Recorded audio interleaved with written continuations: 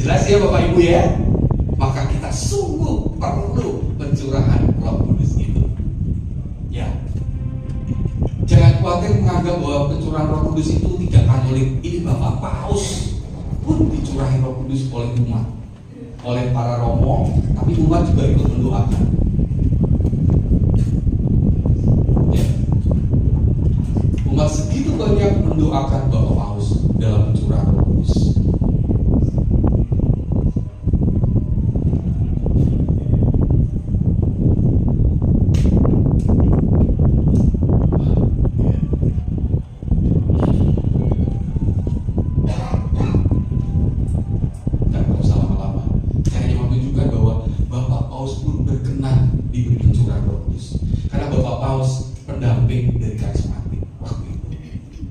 Maka kalau ada orang bilang karismatik nggak Katolik, salah. Paus bukan karismatik kok, bahkan pendamping karismatik. Maka betul bahwa kita perlu Roh Kudus. Saat seseorang dipenuhi Roh Kudus, hidupnya akan berubah. Tadi bukan fisiknya yang berubah, tapi hidupnya yang berubah. Lalu perubahannya seperti apa Bapak Ibu? Satu, bisa mengenal Allah dan merasakan kasih dan kehadirannya. Saya sudah cerita tadi bagaimana kita semakin tahu di dalam perayaan Ekaristi Allah sungguh hadir, dan tiba-tiba kita rindu. Bapak Ibu jujur saja, dulu waktu saya muda saya nggak doa kok. Ya doa makan, ya doa tidur, ya pasti doa karena kalau ada mari mami, ya doa ala kadarnya. Tapi saya nggak menemukan sungguh-sungguh doa berelasi dengan Tuhan, ngobrol itu nggak sampai segitu. Tapi begitu saya ikut SDR, saya pernah mengalami doa begitu nyaman. Iya sekarang sudah mulai berkurang ya. 1 jam itu nggak kerasa. Duduk, diam, 1 jam tiba-tiba sudah selesai. 1 jam luar biasa. Kenapa? Karena saya merasakan kasih dan kehadirannya. Bapak Ibu juga bisa mengalami nanti. Pasti bisa. Tinggal Anda mau nggak meluangkan waktu itu, merasakan alarm Roh Kudus yang mengajar dan membimbing. Kalau Anda sudah mengaktifkan Roh Kudus itu seperti, teman-teman pernah nggak mau bangun jam 5 pagi, lupa nyetel waker, tapi cuma berdoa Tuhan tolong besok bangunkan jam 5, waker lali dipasang, dan jam 5 Anda bangun, pernah nggak? Sering ya? Sering. Itu Roh Kudus akan berkaryanya seperti itu. Bisa pagi. Nah itu dia. Bisa tiba-tiba bangun sendiri. Kenapa? Ya karena Roh Kudus mengingatkan kita. Kalau ini sikap hidup kita. Saya tadi udah cerita, pada waktu saya dulu belum SDR, memang saya pemarah, emosional, maka sering saya marahin istri saya, anak-anak saya sering marahin mereka. Tapi sejak SDR itu, saya cuma bilang, Tuhan beri saya kemampuan untuk lebih sabar, tidak marah. Apa yang Tuhan beri? Kesabaran, yakin. Kasus gitu. Kasus, benar kan? Untuk menguji apakah saya sudah sabar, kasus yang muncul gitu. Nah, kasusnya begini, di satu hari dari hari sebelum itu ya masih setelah SDR itu saya masih tetap marah lah, dikit-dikit gitu tetap marah. Tapi karena itu sudah terkait dengan yang lalu-lalu, suatu hari tiba-tiba Susan ngomong begini sama saya, Susan kalau siapa Pi, aku tuh nggak tahan, aku menikah sama kamu tuh mau bahagia, tapi Om marahin terus. Nah karena kadang-kadang masih emosinya belum stabil, walaupun sudah SDR, sudah mulai turun tapi masih belum stabil. Saya tanya gini, lah terus mau apa? Gitu. Tapi karena istri saya pendoa yang luar biasa, dia tidak mengatakan, ya wes tak cerai, enggak. Aku cuma mau retret. Pendoa, ya kan? Walaupun disakiti dia retret.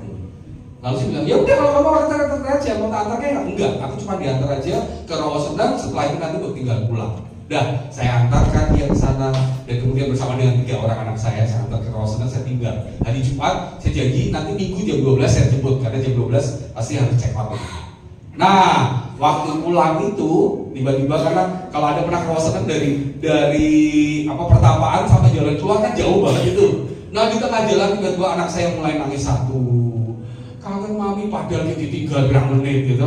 Kangen mami, belum lagi keluar anak kedua. Akhirnya sampai di pintu luar tuh artinya sampai di panggung 3 anak saya bernangis gitu. Karena saya solidar, saya ikut nangis sepanjang perjalanan. Kami berempat nangis gitu. Tapi ya udah sampai di rumah, kemudian saatnya sudah biasa sibuk segala macam, lupa. Waktu malam hari, saya bilang sama anak-anak, yuk Ado, Riko, Iwan, tidur bersama papi aja. Mereka punya kamar, tidur sama papi gitu. Lalu saya bilang, temenin papi tidur.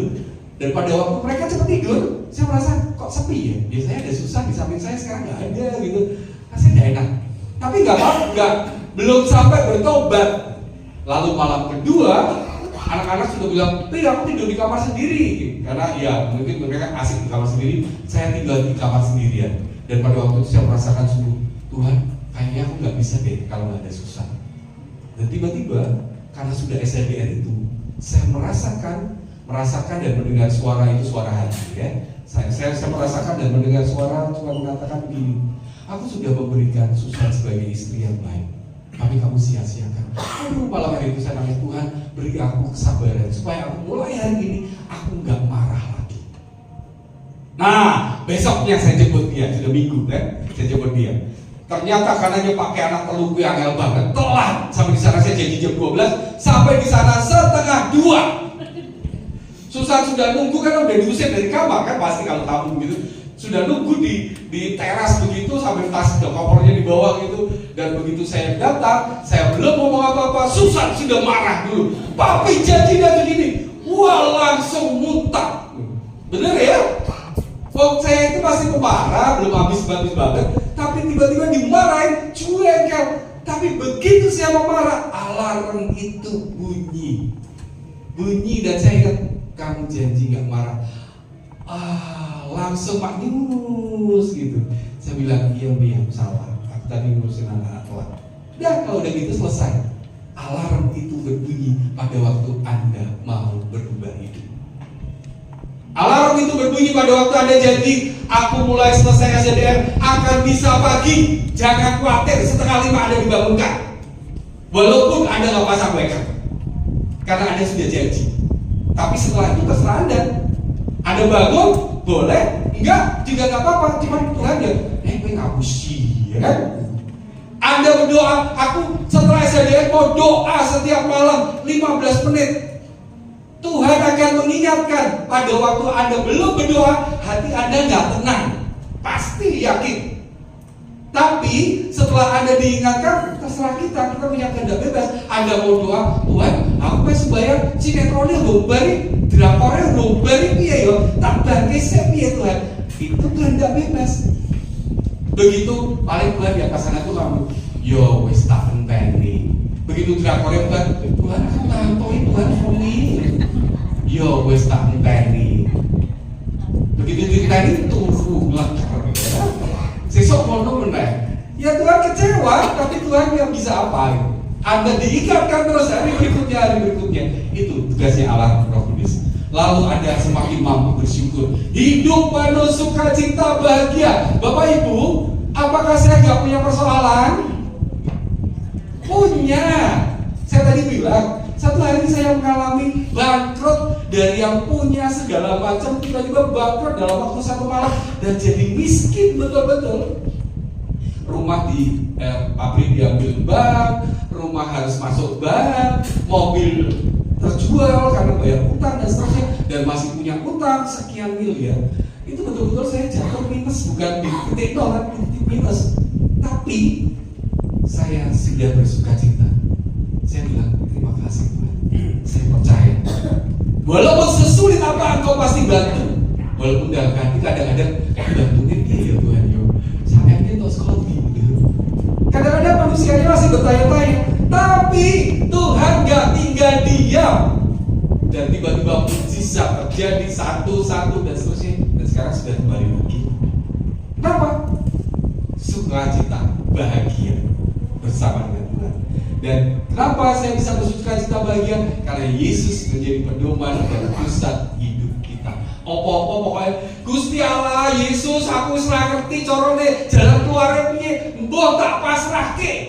Tapi yang penting kita usaha. Tiba-tiba selalu ada jalan. Betul, ada yang pernah mengalami ya?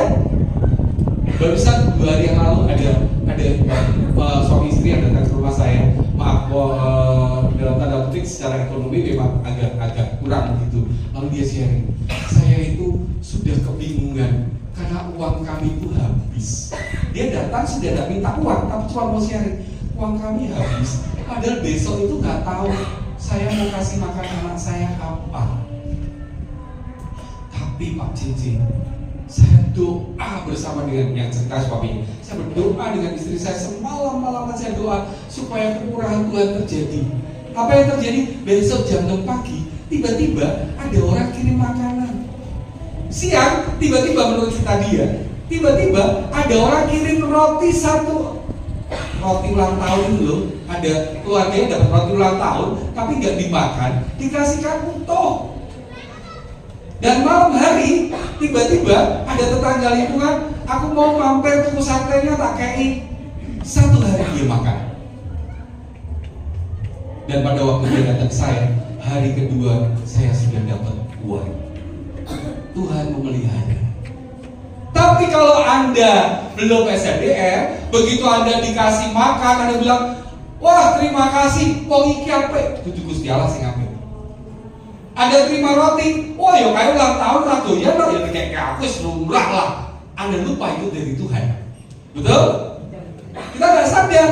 Tapi pada waktu Anda sudah sadar, Anda sadar bahwa Yesus berkarya luar biasa dengan cara-cara yang nggak masuk akal dalam hidup kita. Dan cara doa kita pun menjadi baru. Doanya lebih berpusat pada Allah. Kalau dulu begitu atas nama Bapa dan Putra dan Roh Kudus, lalu doanya, Bapa tolong supaya hari ini rumah saya terjual, Bapa tolong supaya anak-anak saya, Bapa tolong pokoknya jalur terus. Tapi nanti pada waktu Anda selesai SNDR, hari Minggu Anda pulang dari tempat ini, Anda nggak lagi jalan begini, Anda jalan sudah begini. Di sini ada lingkaran. Dan sampai di rumah Anda bisa langsung berdoa. Kalau dulu mungkin doa Anda, saya tuh kalau cerita dengan anak saya itu gini, dengan Anda juga begini. Kalau misalnya ibu punya anak kan, punya anak, anggap saja anaknya kecil gitu. Kalau anak ibu cowok cewek, cewek ya. Misalnya namanya siapa? Ibu anaknya Shirley minta sama ibunya nih, mau minta sepatu baru misalnya. Kira-kira kalau Shirley datang ke ibu lalu ngomong begini, ibu yang baik, aku bersyukur karena mempunyai ibu seperti engkau. Engkau ibu yang penuh dengan kasih. Maka lihatlah ibu sepatuku. Engkau lihat sepatuku sudah mulai rusak. Dengan segala kemurahanmu berikan aku sepatu. Itu dulu sebelum SNDR. Maka ibu Nek ngomong, kok ini biar kejeduk kok gitu. Nah, saya itu kalau meminta sepatu itu, maaf ya, cuma gini, ini karena cici saya makanya saya berani gitu. Cuma gini, please, beli sepatu, benar ya? Begitu kan anak-anak, apalagi kalau dekat sama bapak ibunya, maka cuma nyenggol-nyenggol lah, atau ngerayu-ngerayu, atau kadang-kadang pura-pura bersih-bersih rumah, yang dulunya nggak pernah bersih-bersih dan seterusnya untuk mengambil hati. Nah, pada waktu Anda sudah SNDR, doa Anda berubah. Tuhan, terima kasih ya hari ini. Aduh, aku sudah senang banget. Semuanya kayaknya kok enak banget Tuhan. Kamu siap. Kenapa? Karena Anda merasa dekat. Allah itu disebut Bapa. Bapa itu siapa? Ayah. Ayah itu siapa? Papi. Maka kalau Anda dekat dengan Papi, ya gak bakalan Anda akan formal tadi itu. Dan kemudian Anda tidak hanya selalu meminta, tapi apa? Mengucap syukur ini, memuji Bapakku, Bapak yang sungguh baik. Aku suka banget punya Bapak seperti engkau. Kau pelihara aku dari pagi tadi loh sampai sekarang ini. Wow, semua yang indah banget. Nah, Anda punya pujian, punya syukur, Anda menyembah, dan ada besok pada waktu Anda mencurahkan Roh Kudus, tiba-tiba ada yang dapat bonus bisa berdoa dalam bahasa roh. Saya nggak akan jelaskan hari ini karena besok akan dijelaskan. Tapi apa itu bahasa roh? Sedikit doa yang diinspirasikan Roh Kudus untuk memuji. Karena kadang-kadang kita nggak bisa memuji Tuhan, kata-kata kita terbatas. Besok akan dijelaskan ini. Dan kitab suci, yang dulu nggak pernah baca kitab suci, tiba-tiba Anda rindu baca kitab suci. Bapak Ibu, setelah SNDR selesai dulu saya sudah selesai, sampai hari ini saya sudah khatam kitab suci. Dan nggak mau sombong ya, cuma menceritakan pengalaman saya supaya Anda besok juga mengalami. Saya khatam kitab suci mulai dari Kejadian sampai Wahyu sudah berkali-kali. Iya, kalau nggak baca kitab suci itu kayaknya nggak asik banget. Dulu saya suka baca novel, Agatha Christie lah, Copenhagen lah. Ada yang udah nggak tahu Copenhagen itu siapa ya? Tapi yang angkatan kami tahu banget Copenhagen. Ya. Itu bacaan saya dulu sehari-hari. Tapi sejak SNDN baca kitab suci. Sekarang kemanapun saya bawa handphone e-Katolik. Saya mau di manapun setiap pagi saya bisa baca kitab suci. Bacaannya dia. Sekarang sudah nggak ngikutin kejadian Wahyu, tapi saya mulai ikutin bacaan harian. Kenapa? Yaitu berubah. Buah-buah Roh Kudus berkembang, kasih, sukacita, damai sejahtera, tiba-tiba bisa sabar, murah hati, baik hati, setia, lemah lembut, penguasaan diri. Sudah nggak mikir lagi selingkuh terus. Jadi dulu nggak, maksudnya semakin tidak gitu ya. Ya kalau dulu selingkuh sudah hilang ya saya pasti. Ya, kenapa? Karena kita semakin dekat dengan Allah, maka ini semua diberikan. Lalu di antara kita bisa menerima karunia roh untuk melayani. Saya tidak tahu, tapi Tuhan beri kalau Anda ikut retret penyembuhan luka batin, ada yang namanya doa mujizat.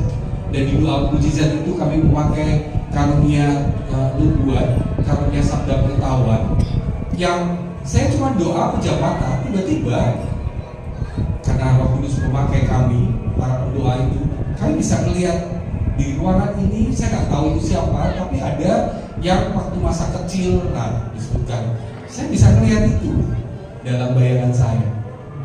Atau kalau nggak pas nggak melihat, saya cuma merasa sepertinya ada yang sakit dan sakitnya ada di perut gitu. Itu kami. Tapi ya tidak setiap hari dipakai, pasti tidak. Hanya saat-saat tertentu kita pakai. Nah, apa itu karunia? Disingkat saja karena memang ini tidak akan diajarkan secara khusus. Karisma adalah anugerah Roh Kudus yang diberikan pada individu untuk kebaikan orang lain. Yang namanya karisma kita terima karunianya, tapi untuk kebaikan orang lain itu karisma. Ya. Berkata dengan hikmat, berkata dengan pengetahuan, iman, menyembuhkan, ini untuk orang lain semua. Tapi ada juga yang disebut dengan karunia, karunia Roma. Di saya Korintus, karunia Korintus, roh hikmat, menangkap gerak dan pesan Allah, memiliki pengertian tentang Allah. Ini juga karunia, kalau ini bukan karisma. Karena Tuhan beri untuk kita semakin dekat dengan Tuhan. Maka hidup kita akan berubah. Cara pandang kita yang dulu melihat segala sesuatu jelek, segala sesuatu negatif, mulai Anda selesai dengan pencurahan Roh Kudus, cara pandang hidup Anda pun berubah. Kalau dulu misalnya disenggol orang langsung, mau nyenggol bacok, itu dulu. Sekarang kok kamu nyenggol sayang ya sama aku? Wah, kan beda. Sudah beda. Bapak Ibu, Anda lihat ini gambar apa? Gambar apa, Ibu? Cewek tua atau muda? Muda. Oh, tua. Loh, kok ada tua ada muda? Tua atau muda? Yang muda-muda lihatnya ini cowok, cewek tua atau muda? Muda. Nasi nong boleh nong kan jadinya. Nasi tua boleh tua gitu. Mari kita lihat bersama. Cara pandang kita itu tergantung. Kalau hidup kita belum SDN, yang kita lihat tua.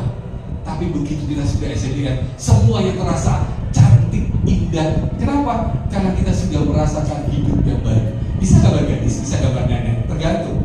Jika Anda anggap ini adalah telinga, ya, ini telinga, ini hidung, ini mata, maka tampak gadis yang menghadap ke sana. Betul? Betul. Tapi jika Anda anggap ini adalah mata, ini hidung, ini mulut, ini dagu, maka jadi nenek tua, betul?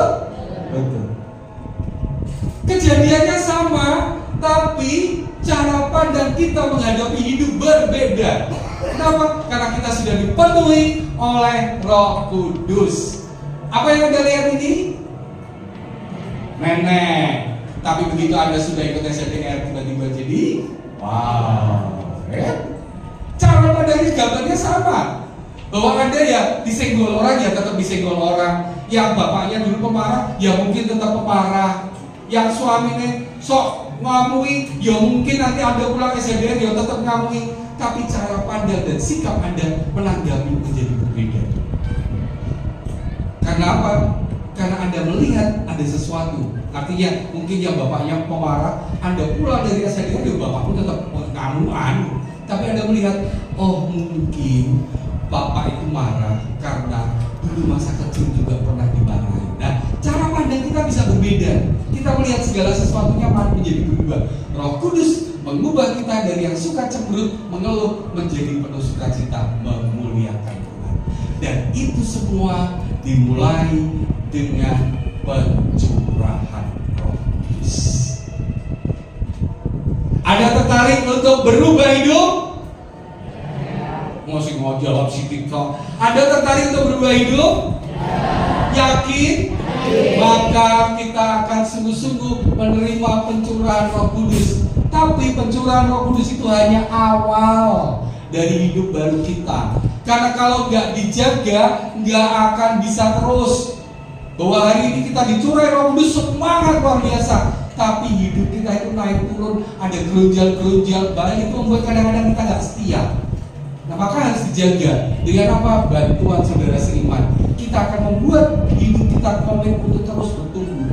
Siapa saudara seiman? Mereka yang pakai orange ini, Romo, suster, itu akan membantu supaya apa? Kita terus komit. Saya dibantu istri saya. Kalau saya sudah kadang-kadang kita mulai malas doa, apakah pembicara nggak pernah malas doa? Ya kadang-kadang malas. Kadang-kadang doa saya kering banget itu. Tapi susah cuma bilang, nggak apa-apa Bi, yang penting sembahyang, yuk bareng. Sembahyang, saya kadang-kadang cuma kalau pas hidup saya kering gitu, saya cuma bilang, Tuhan terima kasih buat semuanya. Aku nggak bisa doa apa-apa, rasanya kering banget. Tapi aku tahu kau tahu apa isi hati. Selesai, Bapak Putra Kudus. Gitu aja. Tapi saya tahu bahwa Allah ada, gitu. Maka ya itu obrolan saya gitu. Kita dapat menunjukkan persahabatan dan persatuan dengan Kristus setiap hari. Tiba-tiba Anda pengen Ekaristi, tiba-tiba Anda pengen doa, kita dapat mengalami damai dan kegembiraan. Ini loh yang paling penting dalam hidup kita. Anda ikut SDN nanti selesai, itu Anda mengalami damai, sukacita, gembira, mampu mengasihi dan hidup lebih positif. Bapak Ibu Anda lihat, dari tadi saya berdiri di sini, pernah nggak saya cemburu? Saya selalu tersenyum, betul? Kenapa? Apakah hidup saya nggak punya persoalan? Punya. Tapi saya suka cita karena Allah ada bersama saya. Tadi saya ditanya, ini habis ini mau kemana lagi? Habis ini saya pulang Bapak Ibu. Kenapa? Besok jam 6 pagi saya sudah harus ke Pati, jam 9 saya ngisi di sana. Capek nggak? Capek. Tadi pagi saya kesini sebetulnya bukan untuk kuliner sih. Saya ada klien di Solo, saya harus kunjungan ke klien dulu. Kerja sampai jam 1. Jam 1 baru kulineran, capek sekarang. Sempet mandi enggak? Gak sempet mati pasti, tapi ganteng kan gitu.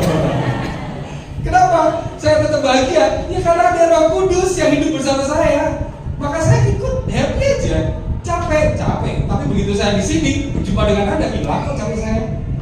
Karena Roh Kudus mengajak saya menyapa Anda, dan itu kebahagiaan. Anda akan alami ini. Sungguh, ini bukan pengalaman saya, tapi Anda pasti bisa mengalami. Amin. Itu dia. Maka pertanyaan terakhir, karena saya sudah dikode waktunya habis. Apakah Anda mau mengalami hidup baru? Mau. Yakin? Puji Tuhan, malam hari ini Anda akan mulai proses. Karena kalau Anda mulai hidup baru, Anda harus bertobat. Iyalah, kalau nggak bertobat gimana mengalami hidup baru? Hidupnya saya bosok, ya toh? Maka dibersihkan dulu supaya besok Anda layak mengalami hidup baru. Mari kita tutup dengan doa. Dalam nama Bapa dan Putra dan Roh Kudus, amin. Bapa, kami berucap syukur untuk segala kebaikan dan kemurahan yang Kau berikan dalam hidup kami. Namun dalam perjalanan hidup kami seringkali kami jatuh bangun, bahkan kadang-kadang kami menjauh daripada Tuhan. Tapi hari ini, hari kemarin dan besok, Engkau menarik kami supaya kami mengalami sebuah kehidupan baru, dan kami akan mengalami pencurahan Roh Kudus yang sungguh-sungguh mengubah hidup kami semakin dekat dengan Engkau. kami semakin mengalami sukacita, damai, sejahtera. Kami percaya tidak ada satupun dari kami yang luput dari pilihan-Mu, dan pilihan-Mu adalah ya dan amin. Kami hanya mau membuka hati, dan biarlah Engkau sendiri yang berkarya melalui Allah Kudus. Terima kasih Bapa, terima kasih. Semua doa ini, semua perjalanan proses kami untuk mengalami hidup baru, kami mau serahkan hanya kepada-Mu dengan perantaraan Yesus Kristus, Tuhan dan Juru Selamat kami. Amin. Dalam nama Bapa